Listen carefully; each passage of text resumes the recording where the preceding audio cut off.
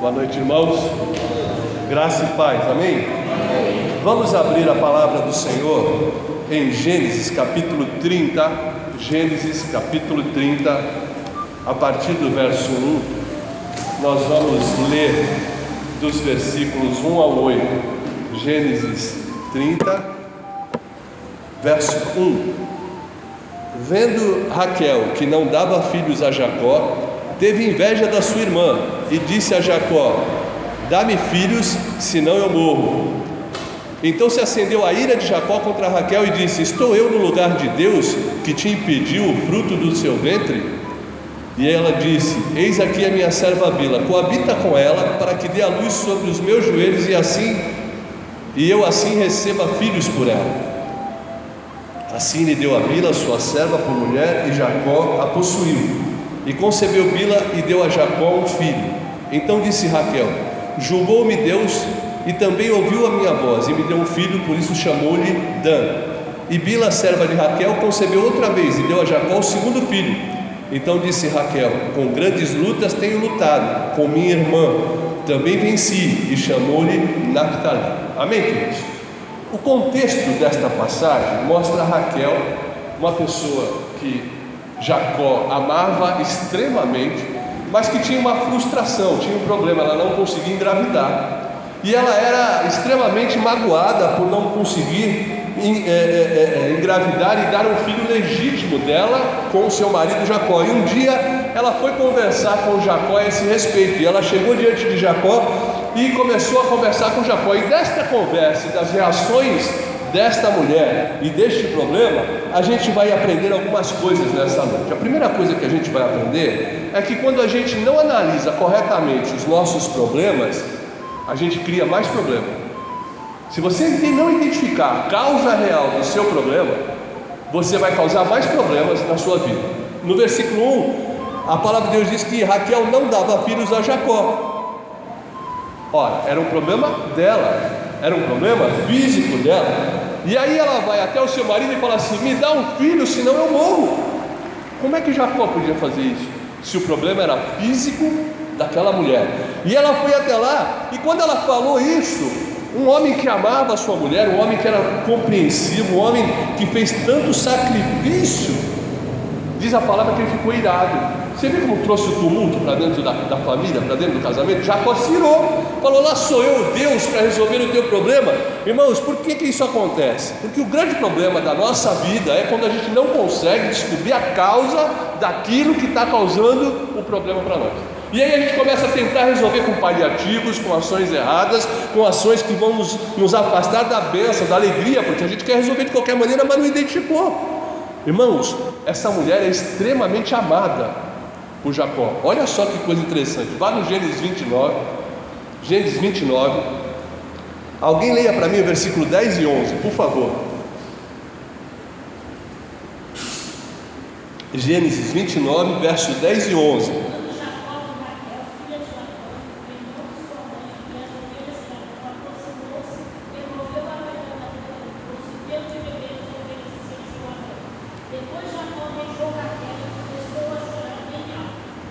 Olha só que coisa interessante. Ele gostou tanto dessa mulher que no primeiro momento que ele achou, que ele olhou para ela, ele se apaixonou de tal maneira que ele se emocionou, chorou e deu um beijo nela e falou: agora quero conhecer a sua família. O segundo passo disso, pediu a mão dela em casamento. O amor era tão grande, aquilo que ele queria estava tão realizado no seu interior, que quando ele encontrou com aquela mulher, ele falou assim: eu quero me casar contigo. Veja no versículo 18 ainda do capítulo 29. E Jacó amava Raquel e disse: 7 anos te servirei por Raquel, tua filha menor. Ou seja, eu vou trabalhar 7 anos por sendo teu empregado no deserto, cuidando de ovelhas, cultivando a terra, porque eu quero casar. Isso é meu dote para casar com a sua filha. Olha que amor, trabalhar 7 anos seguidos com o salário de um empregado, por causa do amor que ele tinha. Irmãos, um amor profundo que ia fazer essa mulher e fez essa mulher muito feliz durante muito tempo. Um amor que não exigia nada, ele só queria estar do lado dela. Mas num determinado momento, por uma pergunta mal colocada, por uma situação em que ela não analisou qual era a causa do seu problema, quis jogar a responsabilidade para cima de Jacó, trouxe um abalo no casamento. trouxe um momento de desconforto. Irmãos, e isso é assim não só na nossa vida matrimonial, isso é assim em tudo na nossa vida. Se a gente não conseguir identificar corretamente o problema, a gente vai tomar atitudes que às vezes agravam o problema e não vão resolver a situação. Então a primeira coisa que a gente precisa ver é que se a gente não identificar a causa dos nossos problemas, das nossas adversidades, a gente fica rodando em círculo. E é por isso que você vê cristão e incrédulo tanto tempo na mesma situação. A vida não muda. A vida não muda, irmãos. Por quê? O problema não está em mim, está na mulher que Deus me deu. O problema não está em mim, está no filho que Deus me deu. O problema não está em mim, está na igreja que Deus me colocou. O problema não está em mim, está no trabalho que eu estou. Meu irmão, se você não identificar as coisas corretamente, a sua adversidade não cessa, a minha adversidade não cessa, amém? Então a gente tem que poder, para poder resolver as coisas, a gente tem que parar de se achar o coitadinho e falar: Deus, mostra o que está acontecendo. Para sair das adversidades, nós temos que encontrar a nossa culpa na situação, nós temos que encontrar a culpa dos outros, nós temos que encontrar os nossos erros, encontrar os erros dos outros, para que a gente possa resolver em conjunto e passar por esse momento sem grandes traumas, amém? Casamento abençoado, aquele homem amava aquela mulher no primeiro encontro, chorar de ver a beleza, de ver como Deus tinha preparado aquela mulher para ele. Num determinado fica irado porque ela falou assim: me dá um filho, e o problema não era dele, o problema era dela. Irmãos, às vezes o problema é seu, não é do pastor, não é da igreja, não é do seu patrão, não é do salário que você ganha, o problema é seu, amém, queridos? Nós precisamos identificar isso com clareza. A segunda coisa que eu vejo aqui é que quando a gente não analisa corretamente o problema, o que a gente faz? A gente não analisou corretamente o problema, não sabe a causa do problema corretamente, o que a gente faz? Vai para a solução mais simples. Qual é a solução mais simples? Brasil, se eu estivesse na Europa, eu estava bem de vida hoje, não é verdade? Se não fosse a presidente que está aqui, fosse outro, o Brasil ia estar melhor. Irmãos, a gente tem que analisar o problema e ver qual ação que nós vamos tomar para realmente fazer aquilo acontecer na nossa vida. Primeiro, o problema era não ter filhos, amém? Se você olhar para a palavra de Deus, Jacó, como todo homem deve ser, sábio em sua casa, Jacó, quando Deus colocou a gente como líder da casa, Deus colocou para que a gente seja sábio e obediente à sua palavra, amém? Então a gente tem que resolver os problemas materiais, emocionais, físicos e espirituais. O homem tem esse papel. Quando ela foi para Jacó, Jacó disse para ela a solução do problema. Quer ver só? Gênesis capítulo 30, verso 2, veja aí. Gênesis capítulo 30, verso 2. Então se acendeu a ira de Jacó contra Raquel e disse: estou eu no lugar de Deus que te impediu o fruto do seu ventre? Ou seja, vai falar com Deus, mulher, esse problema é você com Deus, não sou eu. Qual é a solução? Buscar cura em Deus, buscar resposta em Deus, buscar direção em Deus. Irmãos, normalmente na nossa vida é a mesma coisa. Quando acontecem as coisas, você fica desesperado, lágrimas vêm nos olhos, desespero no coração, e aí a palavra vem para você e fala assim: procure em Deus, busque em Deus. Mas a gente às vezes caminha com a solução mais fácil que tem. Qual é a solução mais fácil para ela? Olha, eu tenho uma serva, ela é Bila, você vai lá e tem um filho com ela, aí eu vou ter um filho como o meu, porque na lei judaica podia. Ora, não era muito mais fácil? Porque não era isso que ia trazer a paz interior para ela. Ela continuava com inveja da sua irmã que tinha filhos, mas ela quis um filho, buscou a situação mais fácil. Mas não se conformando com isso, sabe o que ela fez, irmãos? Ela fez uma outra coisa. A palavra de Deus mostra que ela encontrou com a sua irmã, e a sua irmã recebeu dos seus filhos uma erva, uma planta chamada mandrágora. E essa mandrágora, pela crendice popular, era considerada a raiz da fertilidade. Aí ela falou assim: me dá essa mandrágora. Aí a irmã dela falou: você roubou meu marido e agora quer as mandrágoras que meu filho trouxe? O que ela estava apelando agora? Para o popular, para a crendice, né? Para a simpatia. Como tem crente que gosta de uma simpatia, entendeu? Você vai falar: que isso, pastor? Deixar a Bíblia aberta no Salmo 91 em cima do carro, é difícil. Tem gente que deixa. O que eu estou dizendo, apelou para a crendice, já não tinha bastado ela ir para a solução mais fácil, foi para a solução mundana, a solução do mundo. O que eu estou falando para você? Todo dia me liga uma mulher do INSS querendo me dar um empréstimo. Todo dia. E ela liga umas horas boas, você está duro, né? Voltamos de viagem, duro. E toda hora eu pego o telefone e falo assim, não quer? Eu tenho aqui um empréstimo, o senhor é papo, vai cair 3 dias na sua conta. E aquilo, solução do mundo. E eu fico, não, eu vivo pela fé no Cristo do Senhor, né? Então deixa aí, mano, um dia que puder eu pego, mas agora não. E lá no telefone não quero mais saber. Quando eu vejo que ela, nem atendo mais. Mas às vezes a gente vai pela solução mais fácil que te propõe o mundo. Por que tem tanta gente envolvida com agiota? Por que tanta gente envolvida com problemas aí? Porque escuta as decisões do mundo. Cuidado, irmão. Não caia na decisão mais fácil, não caia na superstição, não caia nas coisas que o mundo mostra para você. Fique na dependência de Deus. Por quê? As precipitações pioram o nosso problema. Todo ser precipitado dá com os burros na água. Não sei nem como é que eu explico essa frase, mas é assim: dá com os burros na água, por causa da precipitação. Por quê, irmãos? O Senhor, por mais fiel que você seja, se você se desviar do caminho, se você for pelo lado da crendice, se você for pelo lado do mundanismo, não vai te dar resposta. Sabe por quê? Porque Ele não divide a glória dele com ninguém. Se Ele quisesse a bênção daquela mulher, depois que ela comeu as raízes de mandrágora, ia ser o quê que ia levar fama? A mandrágora faz efeito. Mas não, Ele falou, não tem milagre enquanto a gente não buscar a solução em Deus. Enquanto a gente buscar a solução mais fácil, enquanto a gente não consultar a Deus, enquanto a gente tentar fazer as coisas pelo jeito mais simples, Deus não se manifesta na nossa vida.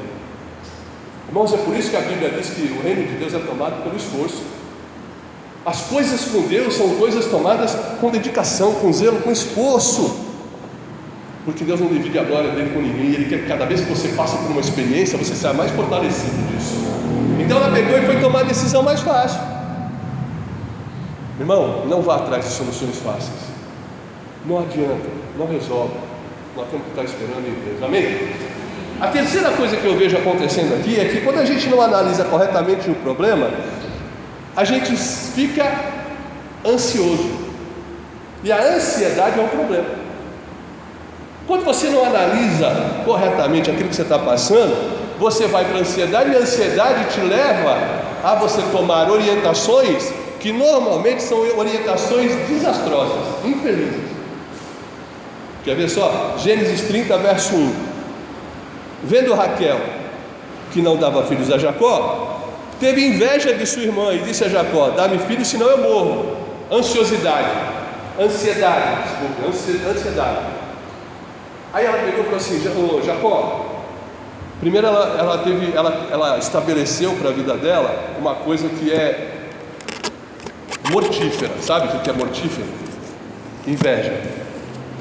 Inveja é uma obra da carne e um sentimento mortífero. Você não tem que invejar ninguém. Você tem que olhar e falar assim: puxa vida, um dia eu vou estar lá. Mas você não tem que invejar ninguém.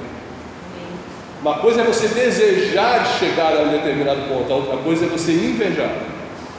A palavra de Deus diz que ela não estava querendo um filho pela alegria que é ter um filho, pela maravilha que é ter um filho. E a palavra de Deus diz que os filhos são bênçãos do Senhor, não é? Enche deles a tua aljava. A palavra de Deus mostra como é a alegria. Ela ia se sentir realizada, mas ela estava triste, porque a irmã tinha e ela não tinha. O que leva a isso? A ansiedade leva a um sentimento destrutivo que é a inveja. Quando você está ansioso, você faz bobagem. Quando eu estou ansioso, eu faço bobagem. A gente se precipita. A outra coisa que acontece aqui é que ela disse para Jacó: se você não me der um filho, eu vou morrer. Qual é o bem mais precioso que Deus deu para a gente? Não é a vida? Como é que você pode abrir mão da vida sendo pelo simples fato que você não pode gerar um filho? Pelo simples fato que você não alcançou tal posto na função que você gostaria? Qual a situação que você pode fazer isso? Ela era casada com um homem que amava. Ela era casada com alguém que não cobrava ela por não ter filho. Tem alguns casamentos que a pessoa cobra. Não, você não tem filho, como é que pode uma coisa dessa? Ela não era cobrada por nada. Jacó estava feliz com ela. Jacó nunca, você pega todo o texto que fala de Jacó, Jacó nunca ameaçou, ela nunca falou coisa alguma. Mas ela falava assim: olha, eu vou morrer. Ou seja, o marido não era suficiente, a família não era suficiente, os filhos adotivos lá que ela teve não era suficiente para alegrar. Ela queria um filho para competir com a sua irmã. Irmãos, às vezes a gente entra em competições que não vale a pena. A gente tenta às vezes ser melhor que os outros por motivos errados que não vale a pena. A alegria não vem no coração, a paz não chega no coração. Raquel tinha um marido que fazia tudo por ela, até as loucuras de Raquel ele fazia para agradar. Olha só, quando ela pediu as mandrágoras para a irmã dela, a irmã dela falou: tá louco, isso aqui meu filho me trouxe, vou comer eu. Aí sabe o que ela fez? Ela pegou e falou assim: se você me der as mandrágoras, eu deixo meu marido ficar com você essa noite. Ou seja, usou o marido como uma moeda, usou o marido como base de troca. E aí quando o marido chegou, ele sabia que era para estar com a Raquel. Ela falou assim: olha, eu troquei você por umas mandrágoras, vai ficar com a tua outra esposa lá. Olha que coisa. Se é um homem falar: eu sou mercadoria, eu sou algum objeto, sou pão de caráter, tu compra na padaria e entrega na casa do outro. Mas ele falou assim: não, mas ela está tão sofrida, eu vou lá. Ela fez isso, eu vou lá. Isso é amor. Mesmo estando errado, mesmo agindo de uma coisa esquisita, ele foi. Irmãos, por isso que a gente tem que pensar bem. Como é que a gente vê o que nós estamos passando? Como a gente enxerga o que nós estamos enfrentando? Só com os olhos naturais? A Bíblia fala assim: olha, eu aconselho que vocês comprem vinho com lírio e pinguem nos olhos, está em Apocalipse isso, para que vocês possam enxergar com profundidade aquilo que está acontecendo na sua vida, para que vocês possam tomar atitudes corretas, para que não aconteça o que aconteceu com Raquel. Raquel pôs em risco o seu casamento, Raquel pôs em risco a sua felicidade, Raquel pôs em risco a sua salvação, porque ela não analisava corretamente o problema. Ela tinha simplesmente o desejo de alcançar algo que ela ainda não tinha alcançado. Por isso, nessa noite, irmãos, é uma palavra bem breve que eu queria meditar com você, para a gente poder estar orando. Fica um ensinamento para nós. A gente não pode cair no mesmo engano de Raquel. A gente não pode analisar aquilo que nós estamos enfrentando com os olhos da carne. Chegou o tempo da igreja ser mais madura. Chegou o tempo da gente não tomar as decisões pelos nossos desejos. Chegou o tempo da gente não tomar decisões pelos nossos sentimentos. Irmão, o sentimento é enganoso, o coração é enganoso. Tem que esperar no Senhor. Aquele que começou a boa obra, ele vai terminar. Nós não podemos nos precipitar. É na precipitação que muitas vezes incorre o nosso erro. É na precipitação e na ansiedade que a gente tem problema. Os acontecimentos à nossa volta, a gente precisa olhar bem para não tomar decisões apressadas. Porque o Senhor tem o controle de tudo. Enquanto Ele fala para você não dar um passo, não dê um passo. E quando Ele fala para você dar um passo, mesmo que você não veja o chão, dê um passo. Mas essa decisão, irmãos, tem que vir do Senhor. E o que eu tenho visto muito, as pessoas confundem o desejo do seu coração com as coincidências da vida para achar que isso é a palavra de Deus. Irmãos, eu tenho vivido isso constantemente com as pessoas com quem eu lido. Ah, Deus falou. Irmão, se Deus falar, dá certo. Pô, mas Deus falou e não deu certo. O que aconteceu? Não foi Deus que falou, irmão. É o desejo do meu coração. Amém? Amém. É essa análise que a gente tem que fazer em tudo na nossa vida. Tomar muito cuidado para que a gente não ponha tudo a perder por causa de uma análise mal feita da situação em que nós vivemos. Amém? Essa é a palavra para você nessa noite. Vamos orar? Em primeiro lugar, eu quero orar, irmãos, para que o Espírito Santo Ele toque o nosso coração, nos encha com discernimento. Eu quero clamar a Deus para que Deus dê à sua igreja, a igreja Água Viva, discernimento, para a gente não andar apressado, para a gente não andar mole demais, para a gente não andar porque os outros falam, mas para a gente andar pelo que Deus fala.